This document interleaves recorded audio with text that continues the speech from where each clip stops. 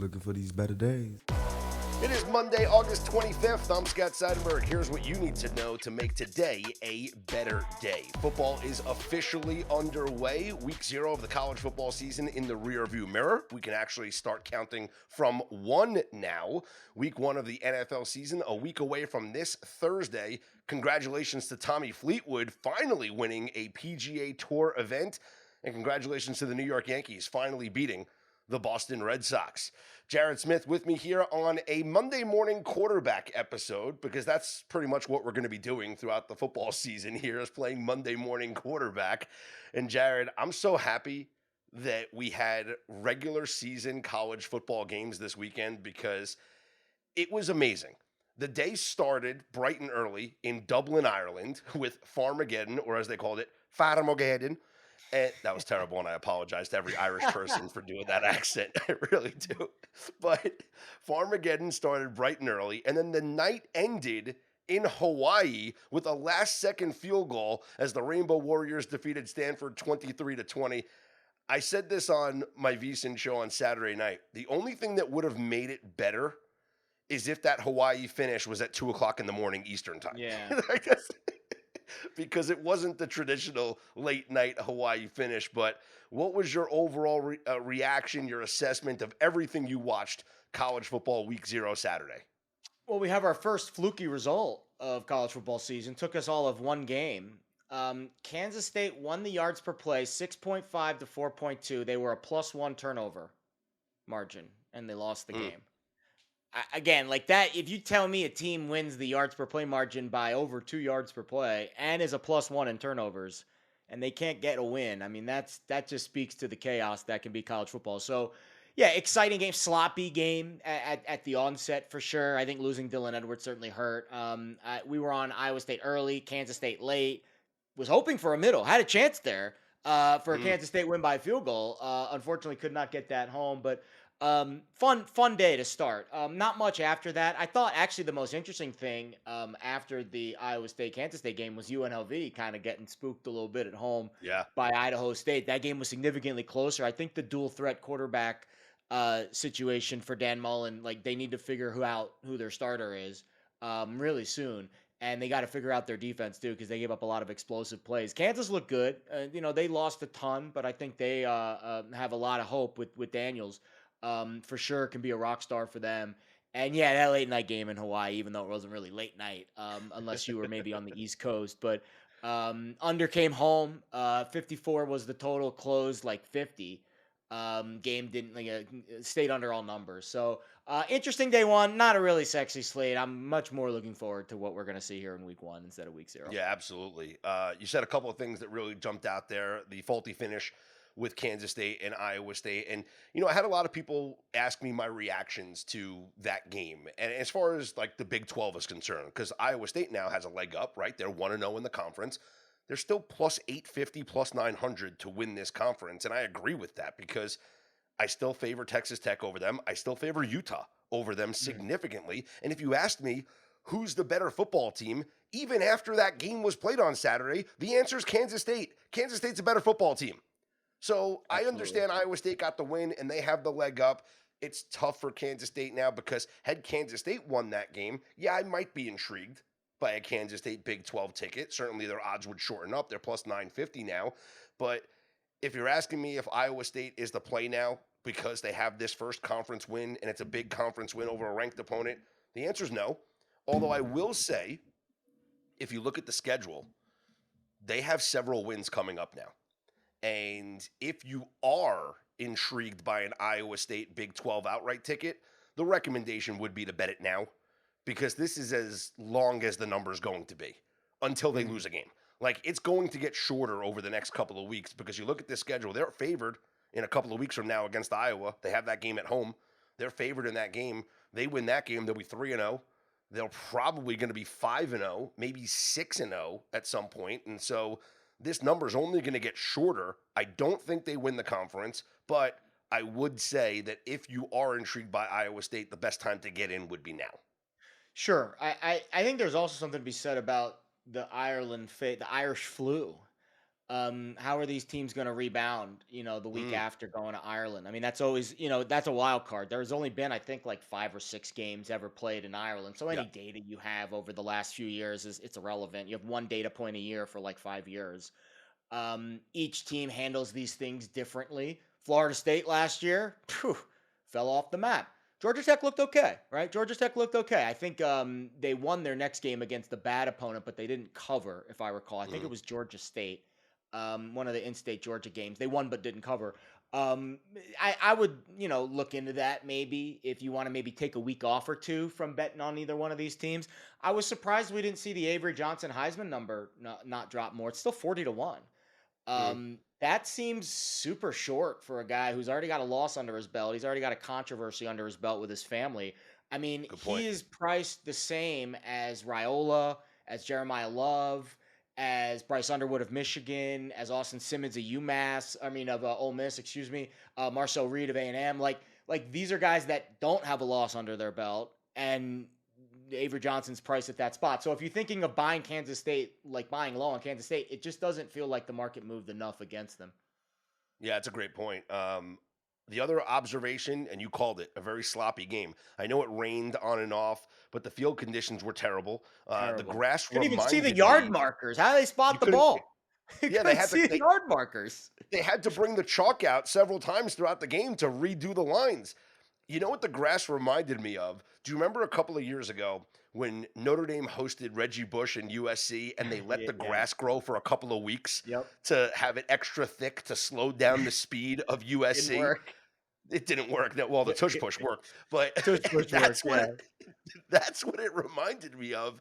And I have to let people know, if you're trying to take notes for when the Steelers go play in Dublin this year, timeout.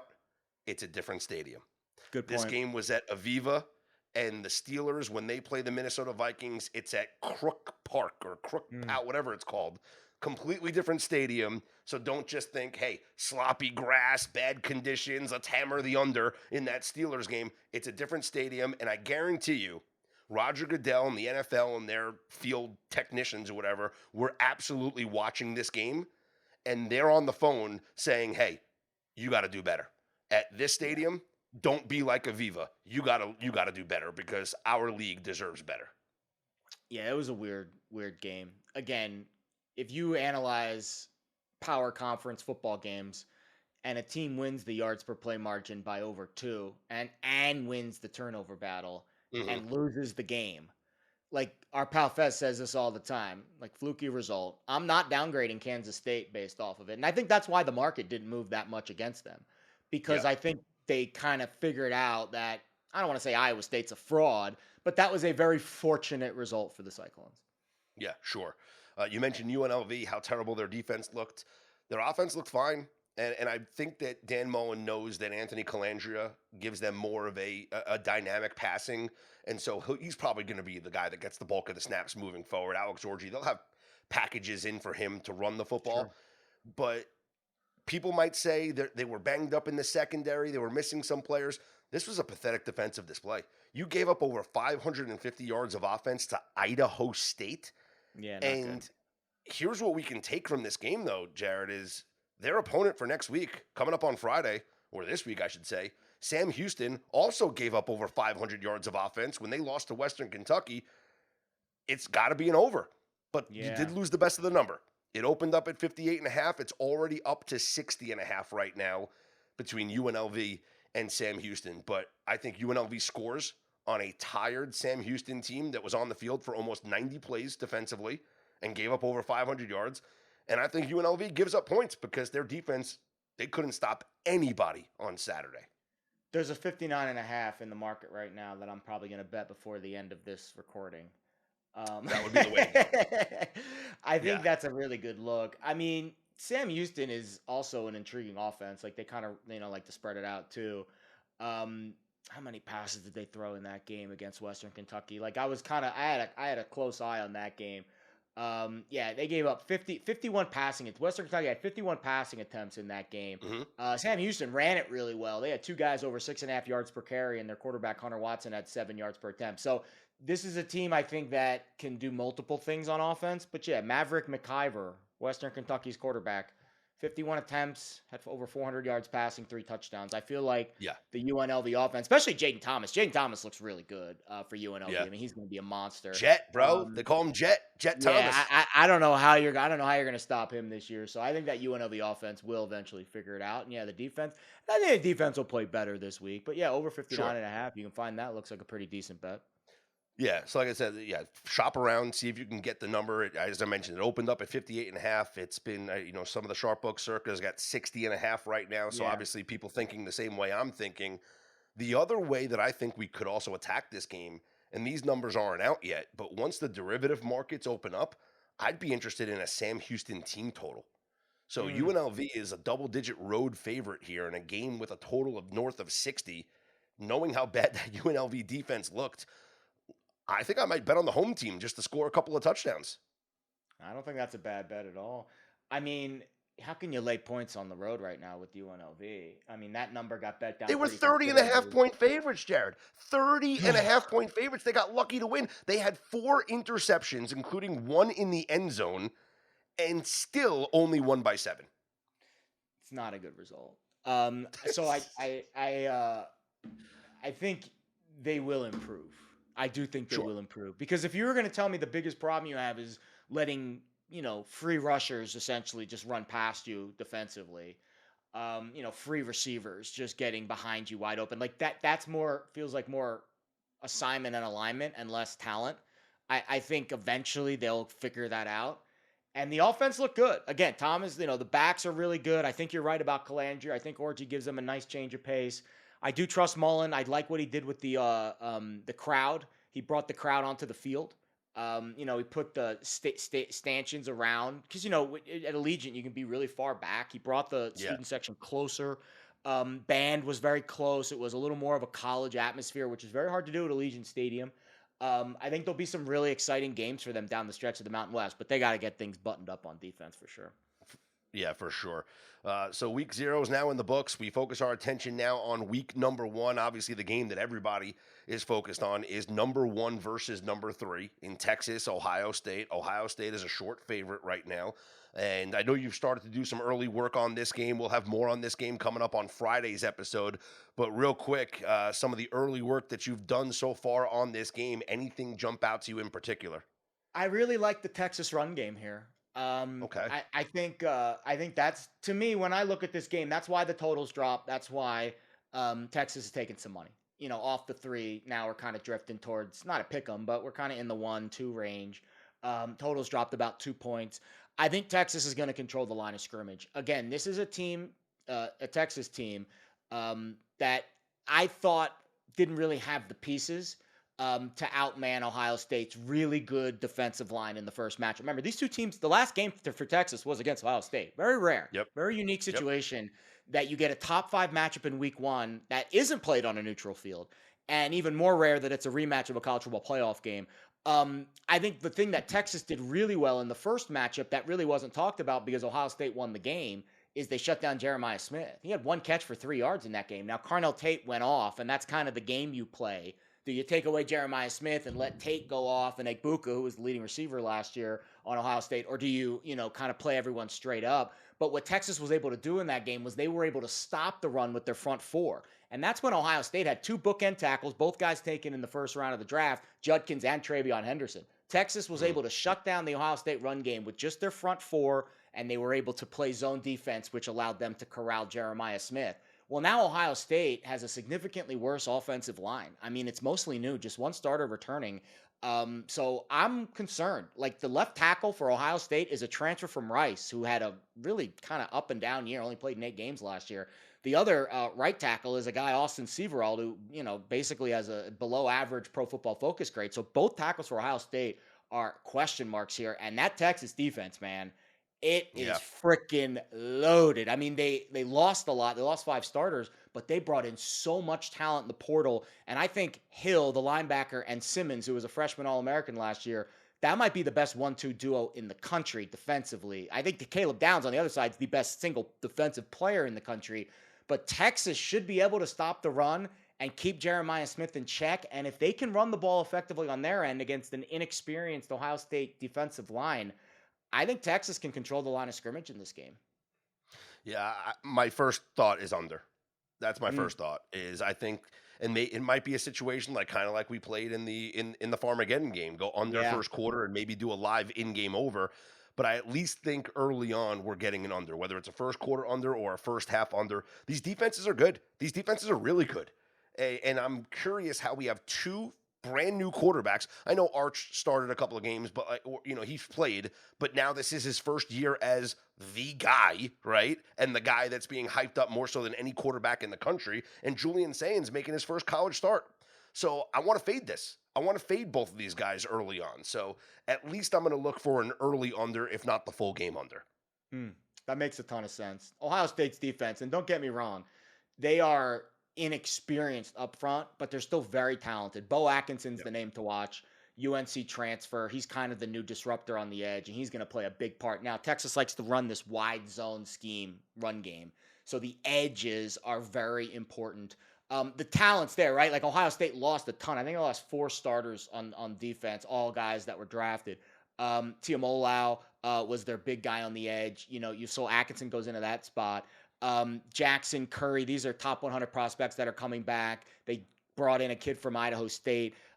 Larry Johnson, defensive line coach, I watched an interview with him Big Ten Media Day. They are concerned that there's not a lot of depth on the defensive line. Now their talent is there; they just don't have a lot of experience. So that's going to be a really interesting matchup. Texas lost Kelvin Banks, the left tackle in the draft. The other tackle, Cameron Williams, was drafted by the Eagles late. So you get 2 new tackles. Interior of the line for Texas is intact. I don't love Kyle Flood as an offensive line coach. He's done a good, not great job with this unit. That's going to be the key, right? Like Texas is going to want to run it. Wisner and Baxter, 2 really good backs. They want to get on the edge. Ohio State's got some dudes on the edge. Who's going to win that matchup? I think Texas has a slight edge just because Ohio State's a little more inexperienced. But man, I agree. I think defense. I think this is going to be a run game. I hate betting full game unders because of the craziness factor. But first half, first quarter certainly makes sense. Yeah, we'll take a look. As like I said, we get closer. We'll progress through the week and more on this game coming up on our Football Friday episode, which will be our last Football Friday without the NFL. And this is our last full week without the NFL. Week 1 begins a week from Thursday. And speaking of the NFL and week number 1, like we have a lot of stuff already up on betterday.com. It's BETTORDAY. I had to do that because a couple of people tweeted at me saying that they went to the wrong website. So you know how it is, Jared. You know how it is. Oh, So it's you're never gonna betterday.com. win that battle, bud. You're never gonna win Yeah, that battle. BETTORDIY. It's behind me right here on the screen if you're watching on YouTube. So betterday.com. We do have a couple of pieces on some week 1 trends and, of course, my take on the quarterbacks that have not played in the preseason and how they struggle in week number 1. You can cross Joe Flacco off that list because he did Yep. play in the final preseason game for the Cleveland Browns, but the rest of the list is still good. Those quarterbacks did not play, including all the games where the quarterbacks play each other that did not play in the preseason, like Michael Penix versus Baker Mayfield, Dak against Jalen Hurts, Lamar Jackson, Josh Allen, and then, of course, we haven't seen Aaron Rodgers. Aaron Mm. Rodgers. Still not playing, still didn't play in the preseason. Jared Goff, Matthew Stafford, etc. But Jared, you had a good thread on Twitter last night, and I want to give the audience a little bit of that information. What did you find looking at some NFL trends when it comes to wins, maybe from a season ago, going into this season, chances to make the playoffs, regression candidates? What do you got for us? Yeah, it's all about buying low and selling high. I think when you look at the win totals, and I always prefer, again, I'm not this big professional gambler, but I've been doing this for a while now with the NFL win totals. They are my favorite way to bet the sport because I think you remove that one game variance and if you're directionally right about a team, you're going to win more often than you're going to lose. And the win totals I think are the best way to play that. There is 2 trends. One, buying low, right?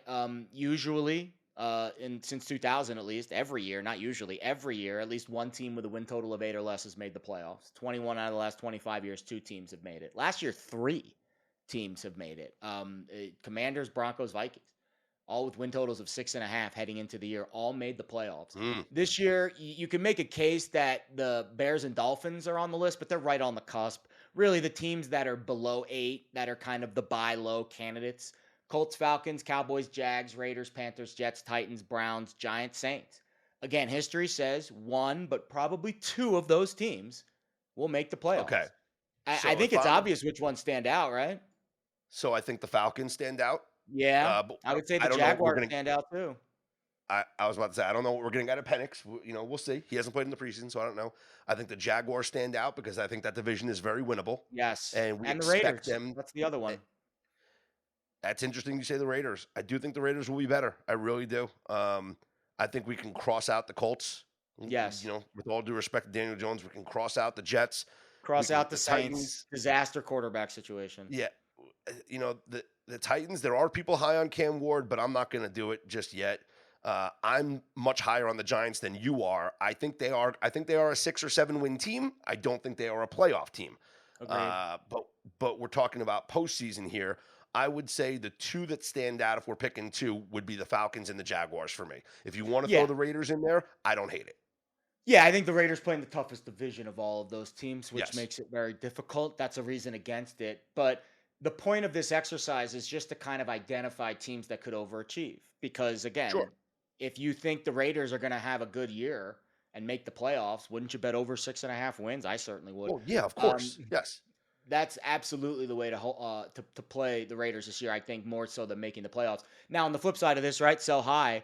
Um, at least one team since 2000 with a win total of 10 or more has missed the playoffs. Last year, Mm. three teams with a win total of 10 or higher missed the postseason. Niners, Bengals, Cowboys. This year, it's Bills, Ravens, Eagles, Chiefs, Lions, Niners, Rams, Bengals. History says I one of have those teams is missing the playoffs. I have the pick. Is it the It's the Bengals? Detroit Lions. I could see that. Yeah, absolutely. Replace The both the new coordinators. losing both coordinators, replacing your center, leader of your offensive line. I understand the weapons are there, and to me, it's the schedule. And not enough people are talking about this because people like to bring up the strength of schedule numbers, which like that's cool. Like it's great to bring up the strength of schedule numbers. But let me read you the Lions schedule last year and then the Lions schedule this year, Jared. And I want you to tell me what stands out about the comparison of the schedule. Now, the Lions were obviously one of the most wins in the NFL last year, right? Finished the year with 15 regular season wins, only 2 losses. Okay, here we go. Home to LA, home to Tampa, at Arizona, home to Seattle, at Dallas, at Minnesota, home to Tennessee, at Green Bay, at Houston, home to Jacksonville, at Indy, home to Chicago, home to Green Bay, home to Buffalo, at Chicago, at San Francisco, home to Minnesota. Hmm. Now let's look at this year's schedule.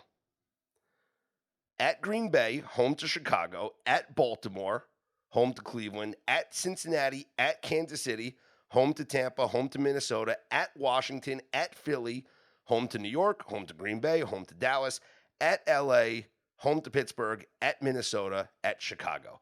What do you think is the biggest difference in last year's schedule to this year's schedule? Well, it's the division, right, that they play. They don't play in the AFC South, which is Sure, but huge. that's not what I'm looking for. It's not what I'm looking for. Okay. Let's put the tinfoil hat on. Come on. What's the difference?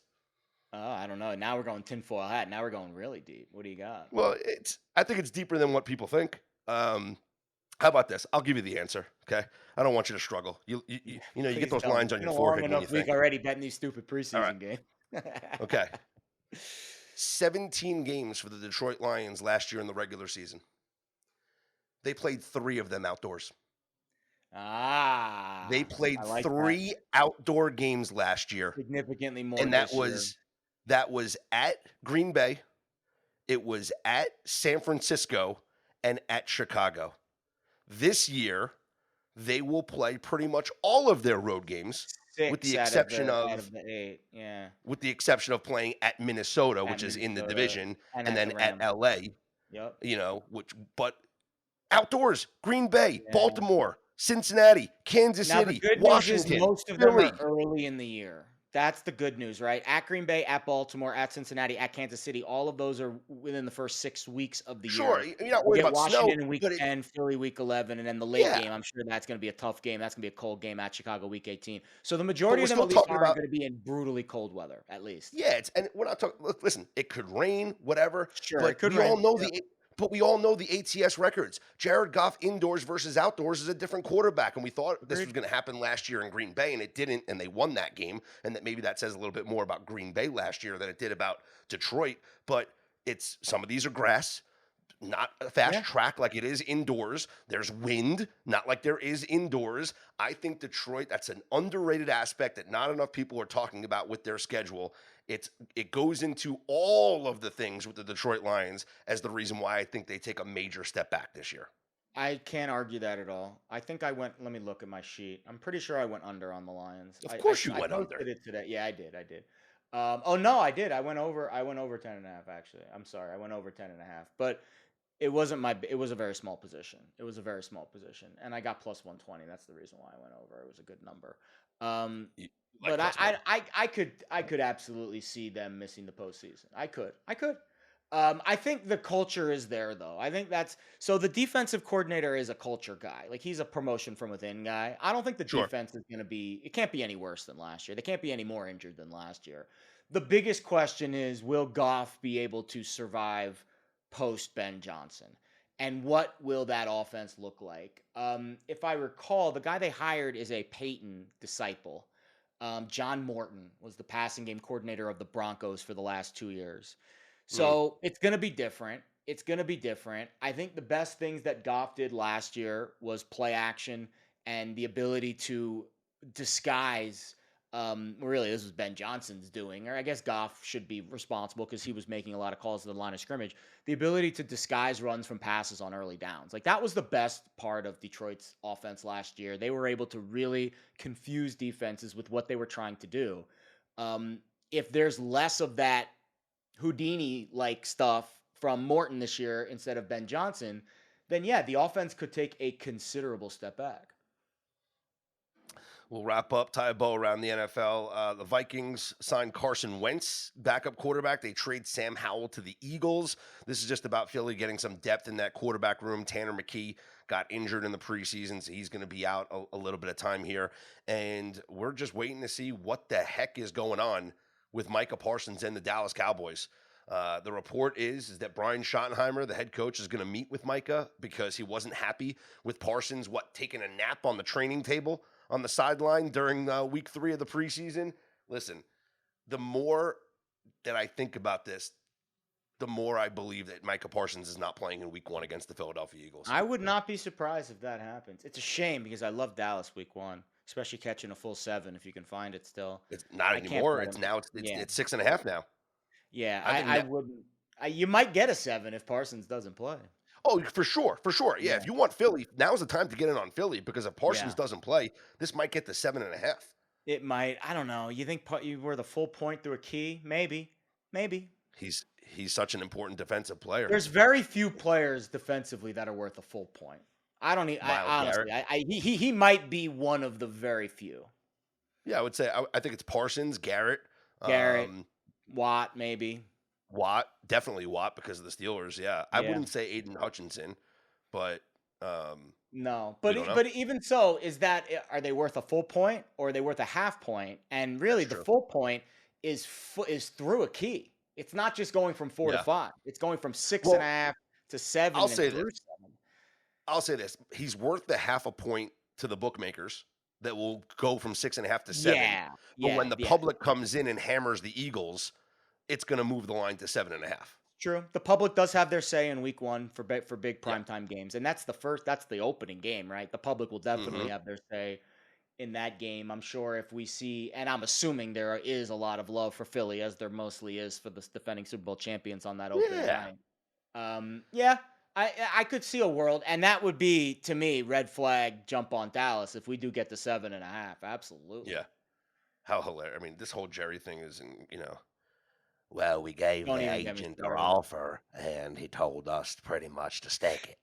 And, I'm old school. Jerry's Look in a the guy wrong the line of eye. work. He should be an actor. Did you see the Landman He was cameo incredible he in did? Landman. He was He was awesome. He is incredible. in the wrong line of work. He should be an actor. He was great in Landman. He really was. Fantastic. I can't wait for season 2. Yeah, It's it's a good I show. can't wait. Ali Larter is 50 plus years Oh, old yeah. and looks Unbelievable. Remember her in Unbelievable. Heroes? She was so good in Heroes. I mean, Varsity Blues. I mean, Varsity, that yeah. kind Well, of that was. I won't go that far back. I the, know, the that whipped was cream, the obviously whipped cream bikini. she Just, was I great mean, in we that role for changed one everything for reason us. and one reason Yeah, only. yeah. You want a Sunday, Mux? Yes, yes, I do want a Sunday. Absolutely. All right, let's get into some baseball, Jerry. Major League Baseball last night, Sunday Night Baseball, the Yankees defeated the Red Sox, snapping an 8-game losing streak to the Boston Red Sox this season, and they avoid the 4-game sweep. 7-2 was the finish. We cashed the live over, and I mean, Jazz hitting that home run in the bottom of the 8th inning to push this game over the total. Never a doubt. Never a doubt, Jared. Don't you just love that? Never a doubt. Uh, Yeah, Seven to that was two is fun. the finish, so it goes over 8.5. And the Yankees do get an important win. They are now a half game back of the Red Sox or for the third wild card. I mean, for the first wild card in the American League, and they're half game up on the Seattle Mariners. This race is Mm. going to be interesting down the stretch. I will say that I don't trust the teams that are outside the picture looking in, like Kansas City or Texas or Cleveland. So I think we have the postseason teams right now. It's just a matter of what order that they're going to finish in. But regardless of Mm. last night's win, the Yankees are still a disaster right now. Yeah, it just seems like they're not, I don't think it's the end of the world for them at this stage because I think they can still make the playoffs. I mean, I do. No, I they're think, getting in. They're getting in yeah, for like sure. Yeah. I trust them over Seattle, to figure it out and to get that second wild card spot, um, and to be at least in the vicinity. Yeah, Kansas City's the next spot. I mean, I think they're going to be in the top three. I don't see Kansas City or Texas overtaking them, but No, like you they're never know. in. Major things have happened. It's just the team is just not getting the job done. Like they got fortunate to hit a bunch of home runs last night, but we're talking about a team that They still was have on the the verge best of run getting swept. differential in the American League, though, Scott. I mean, like It's that's the amazing. thing. Like Yeah. they're still not like I still think they can make it to the World Series. I honestly do. Which is wild because you're actually getting a good number on them now. It's like 10-1. I would make that bet for them to win the American League. Because listen, what did Warren Buffett say? When there's blood in the streets, it's time to buy. Like this is the time when everyone is jumping off the Yankees bandwagon. They really are. And you rarely get this team at a fair price. Very rarely do you get them at a Hmm. fair price. The only time you get them at a fair price is when the Titanic is sinking and everyone's trying to jump off, which is right now. Plus 1100 on FanDuel right now to win the World Series, plus 470 to win the American League. Okay, so it's not. I thought it was. I thought that if that 11-1 number was for the American League, I mean that would you would have No, to it's for the bet World that. Series.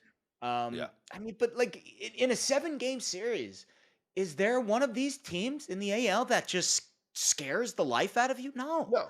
I No, think the American facing League's wide open. Scooble and Flaherty in a 7-game series might be the toughest challenge. I would agree. Yeah, I thought Rodon pitched well last night. That's got to be a positive sign. Freed turned it around. He had a bunch of bad starts in a row, but he finally, He'll maybe be fine. returned to form. So if the Yankees are winning the bullpen World can Series. I'm not biased at all. Not biased at all. the bullpen has to figure it out for sure. It was good sign that Williams in a low pressure situation in the 8th inning got the 1-2-3 innings. So good for him. Also yesterday, the Reds avoid the sweep, beating the Arizona Diamondbacks. Jared, the Cincinnati Reds, when trying to avoid a 3-game sweep this season, are a perfect 7-0. They are the only team in baseball this year that has not been swept. Let that sink in. Interesting. They are the only team in baseball that has not been swept. You think The that's Cincinnati the Reds. Francona effect? Maybe.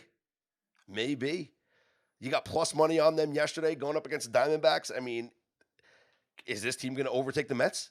Are the Reds going to make the playoffs and the Mets going to be on That the would be outside looking in? awesome.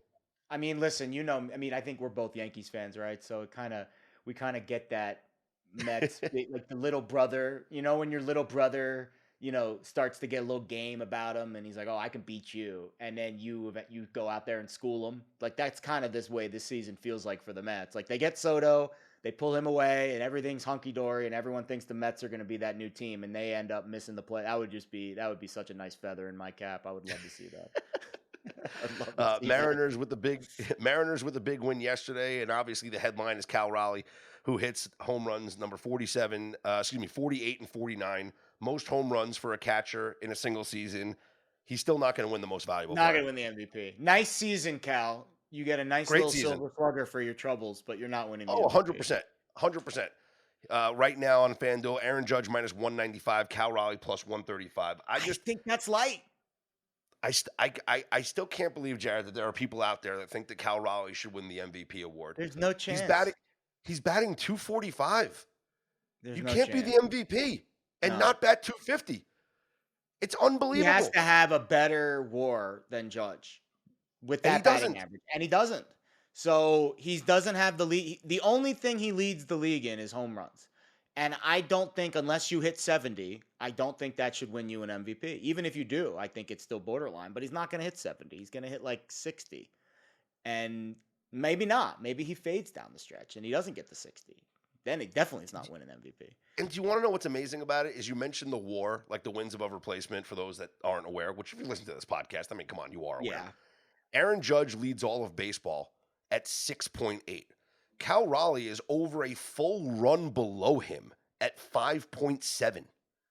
Like, we're talking about not even close to each other in terms of value. Like, I don't understand the desire. You know what? Maybe it's just people hating on the Yankees or people just voter fatigue, and there's that. And it's a wonderful voter thing. Fatigue. And people are enamored by the home runs. And I've heard some really good arguments that these awards markets are not predictive. They are just a snapshot of what people are betting, and they will change immediately, very reactionary, not predictive. So I just think it's people are really in love with the Raleigh story. They're betting him, and that's what's keeping this tighter than it should be. Here's the other thing that I find fascinating. So, two things. One, I'm going to give you one more stat on Judge versus Raleigh, and then I'm going to tell you about why Raleigh's not going to win it again.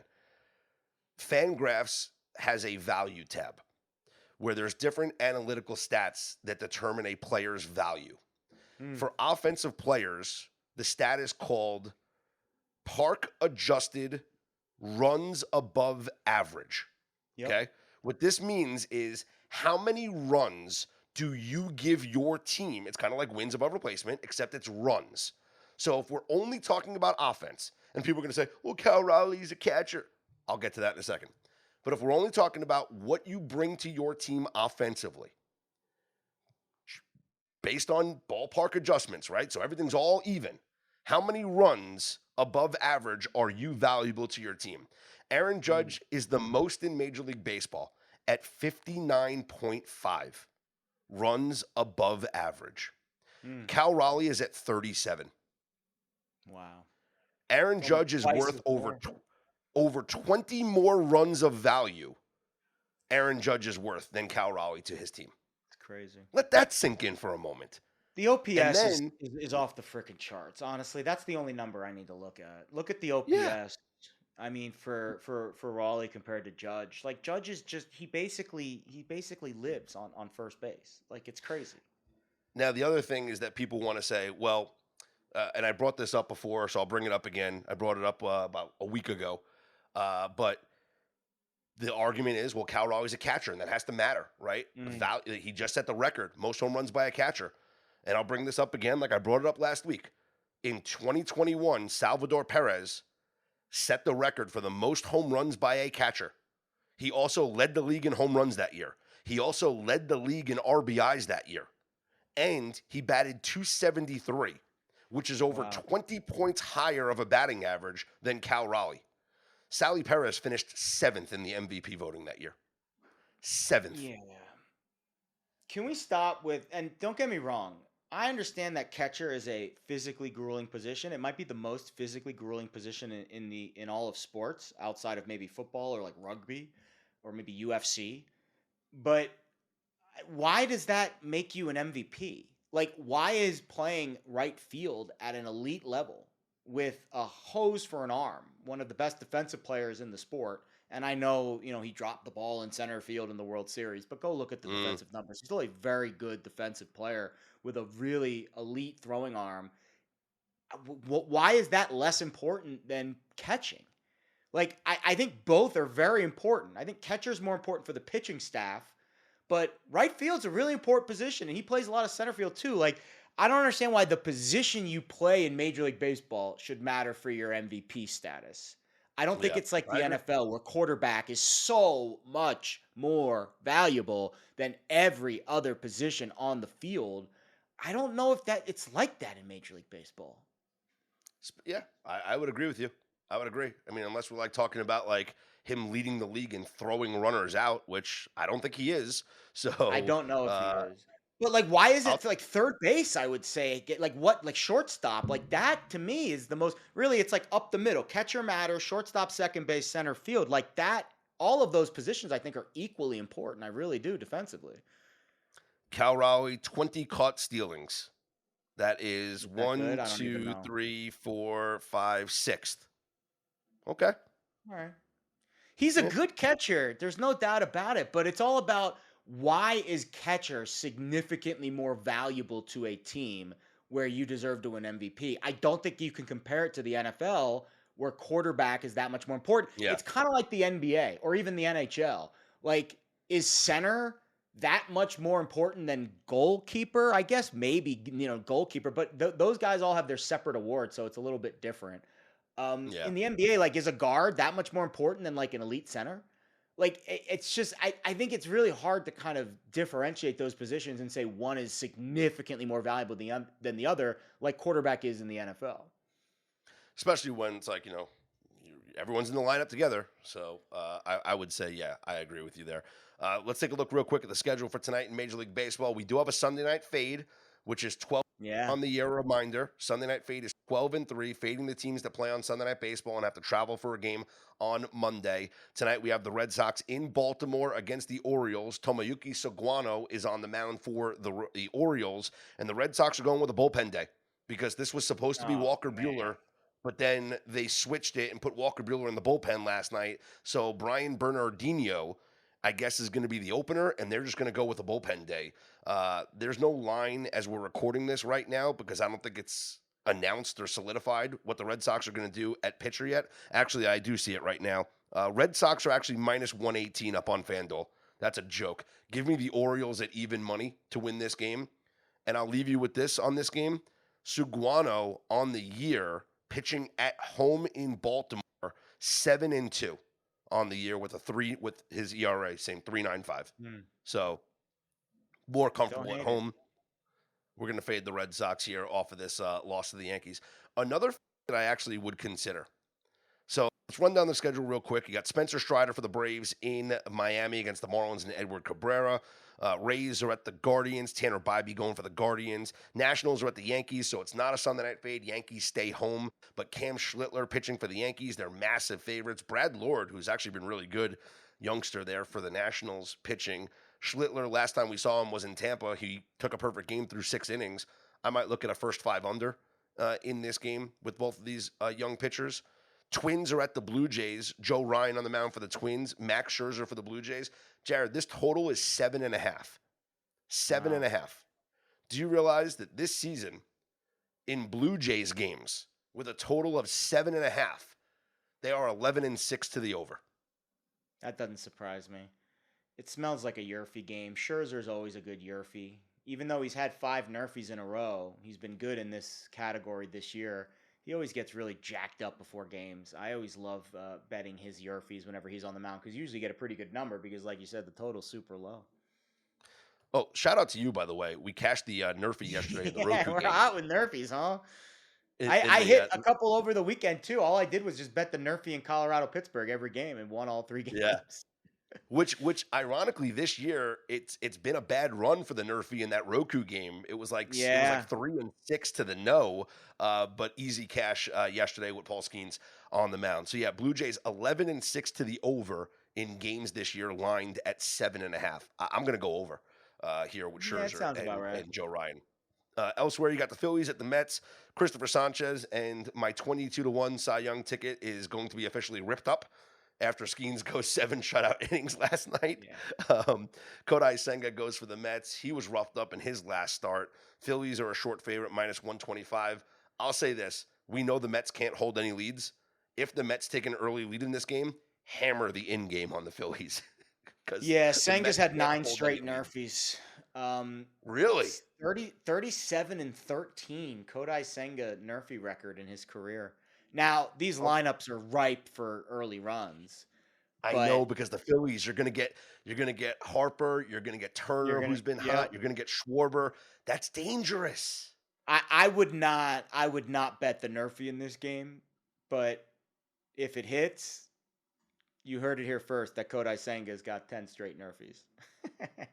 That is dangerous though with that Philly Yeah. lineup. Although it And is, Sanchez is really good too. Like this is a really good pitching matchup for the Nerfy, but yeah. this is also a really tough hitters matchup for the Nerfy. Like Lindor and Soto and Alonso are as good as it gets in the top of Wait, that wait, wait. first inning. So you're telling me you want to bet a no-run first inning when the Yeah. 6 batters that we're guaranteed to get are Francisco Lindor, Juan Soto, Pete Alonso, No. Bryce Harper, Kyle Schwarber, and Trey Turner? I do not recommend betting the Nerfy in this game unless you like anxiety. Every pitch has a chance to end up somewhere. I don't Oh know, my goodness. outside of the Met Stadium where the guy with that dog poses and there's that big controversy about animal cruelty. That ball, the ball could land next to that dog. That's where how far it could go. Just don't disrupt Shake Shack. Diamondbacks are at the Brewers. Eduardo Rodriguez for the Diamondbacks. Brandon Woodruff from Milwaukee. Noah Cameron goes for the Royals against Shane Smith and the White Sox in Chicago. Oviedo on the mound for the Pirates in St. Louis against McGreevy and the Cardinals. Jose Soriano for the Angels goes up against Jacob deGrom and the Rangers. Rangers are heavily favored in this one. JP Sears for the Padres in Seattle against the Mariners and Bryce Miller. Turek Skubal, the American League Cy Mm. Young winner, on the mound for the Tigers against the A's and JT Ginn in Sacramento. And this is the fate I'm talking about. Hunter Green gets the start for the Cincinnati Reds in LA against the Dodgers and Emmett Sheehan. Last week, Jared, the Dodgers took 3 games from the Padres, key divisional series.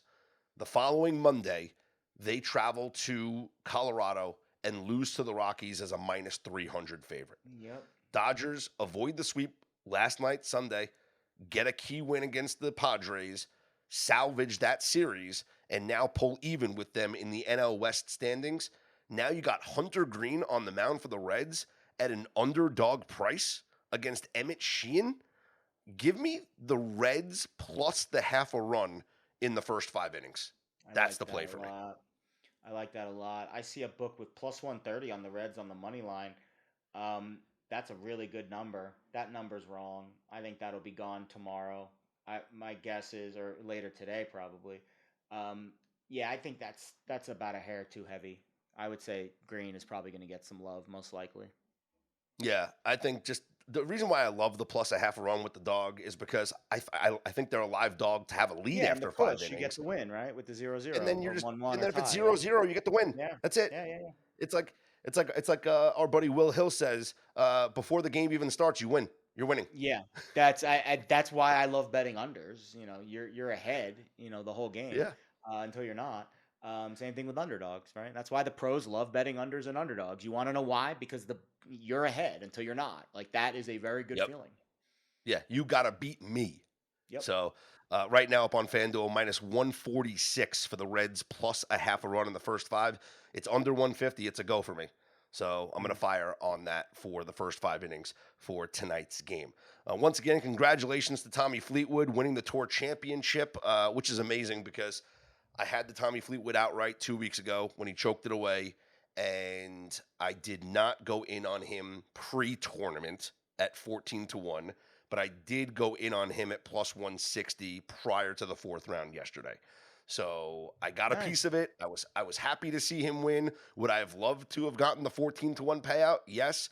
Was I still suffering from PTSD from 2 weeks ago when he blew it and I had my 25-1? Yes. I still have that PTSD, but what a Cinderella story, because not only does he win his first PGA Tour event, but because of the new setup, he's your FedEx Cup champion, $10 million.